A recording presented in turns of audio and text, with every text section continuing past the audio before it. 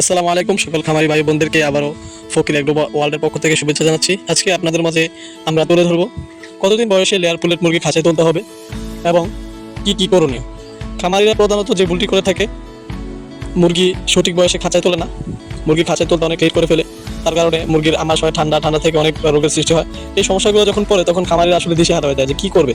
আসলে এই ভুলগুলো করার আগেই সঠিক সিদ্ধান্ত নিতে হবে যে কতদিন বয়সে ভ্যাকসিন, কতদিন বয়সে কোন মেডিসিন, কতদিন বয়সে খাঁচায় ওঠানো, কতদিন বয়সে ঠোঁট কাটতে হবে, সব কিছু আগে থেকেই সিদ্ধান্ত নিয়ে শিডিউল করে রাখতে হবে। বর্তমান সময়ে আমরা 65 থেকে 75 দিন বয়সে খাঁচায় তুলি, কারণ হচ্ছে এই বয়সে যদি খাঁচায় না তোলা হয় তাহলে মুরগির যেই একটা লাইট অফ অনের যে বিষয় আছে, 13 ঘন্টা, 14 ঘন্টা, 15 ঘন্টা, 16 ঘন্টা, লাস্ট 12 ঘন্টা পর্যন্ত লাইট নিয়ে আসতে হয়। কারণ হচ্ছে যতক্ষণ ফ্লোরে মুরগি থাকে ততক্ষণ খামারিরা লাইট অফ করে না, কারণ মুরগি অনেক চাপাচাপি করে, রাত্রে অনেক মুরগি চাপ খায়, চাপ খেয়ে অনেক মুরগি মারা যায়। এই ভয়ে খামারিরা লাইট অফ করে না। সো লাইট যেহেতু নিচে অফ করতে ভয় পান, তাহলে আপনারা অবশ্যই খাঁচার মধ্যে মুরগি উঠান, তাড়াতাড়ি 65 থেকে 75 দিন বয়সের মুরগি উঠিয়ে লাইট অফ অনের বিষয়টা আপনারা চালু করতে হবে। ধন্যবাদ, সবাই আমাদের পেজটির পাশে থাকুন।